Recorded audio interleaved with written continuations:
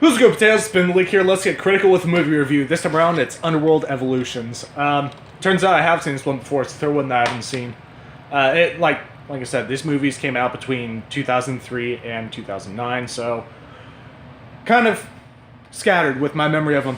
Anyway, this one actually delivered on what was missing from the first film, which was just straight-up creature combat. Like, guns were limited in use, and that is something that is great. They had to use some CG at some points, but they still kept it mostly cosmetic. Story is very much the same and picks up pretty much immediately after the initial movie and continues from there. So you pretty much know what's going on. Lycans, vampires, rawr! And now they have this new hybrid mixed in, rawr!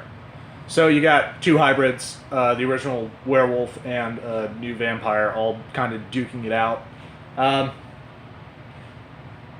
It got a little personal. They tried to show a little bit of emotion. In the first movie, everyone was about as emotional as a cardboard cutout of a sad mime.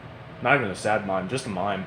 Cardboard cutout of a poker face mime. Just white out the face completely. There you go. That's everyone's emotion.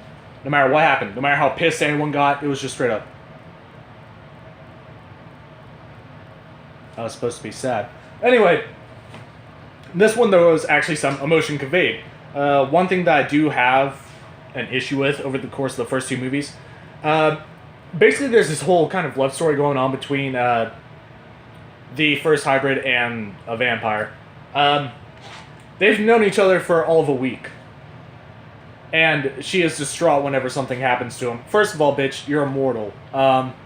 You've lived for centuries, and this guy that you've known for the better part of a week, he stubs his toe, and you go crying and on a killing spree.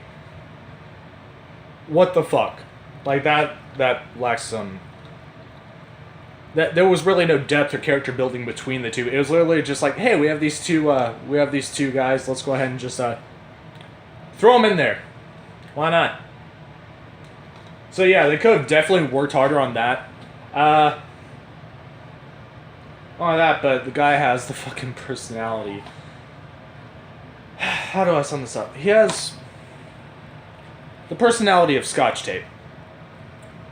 He sticks straight to them, reflects everything. So he's pretty much emotionless, has no self-interest. He walks away doing the whole, ew, there's some part of me that has to be still human thing for all of 5 seconds before completely giving up on that. He has no dedication whatsoever.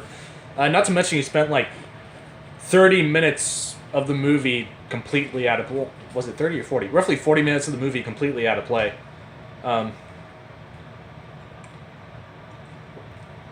Boy, you guys are some very fascinating protagonists. This one is going to get... They delivered on the monster stuff. They played around less with wires. They used CG in place of the wiring so they looked more fluid, which... props to them for that. Story was a little bit better, connected with the original one, kind of gave it all a nice little plumpness to it. So this is going to get 3.5.